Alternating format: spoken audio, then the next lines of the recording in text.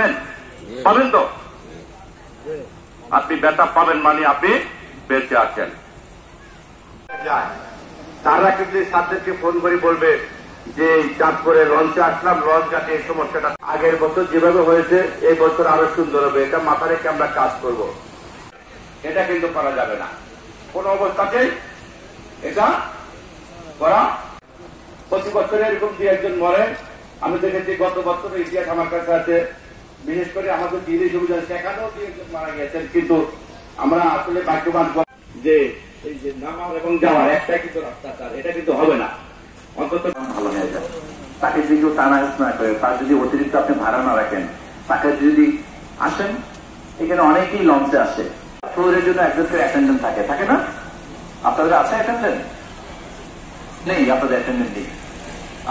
Traffic system যেটা গত বছর যেভাবে হয়েছে ওই মাথার থেকে কিন্তু বাইরে যাবেন না। সবকিছু শুধুমাত্র ব্যবসায়ী দৃষ্টিতে দেখতে হবে না। সারা বছর ব্যবসা খারাপ ছিল, এখন একটু বাড়িয়ে দিলাম, এটাকে কিন্তু ইসলাম সমর্থন। মাস আপনি দিলেন বাড়ায়া, এটা একেবারে কিন্তু ঠিক হবে না। তো আমি বিনিময় সভা,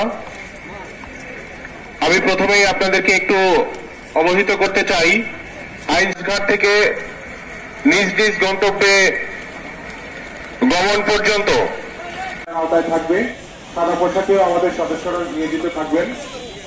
তারপরেও যেন আল্লাহ তাআলা এমন কোন দুর্ঘটনা পরিস্থিতির সম্মুখীন না করে বাহিনী সমন্বয়ে কন্ট্রোল সেল এবং মনিটরিং সেল গঠন করা হবে। কন্ট্রোল রুম থাকবে।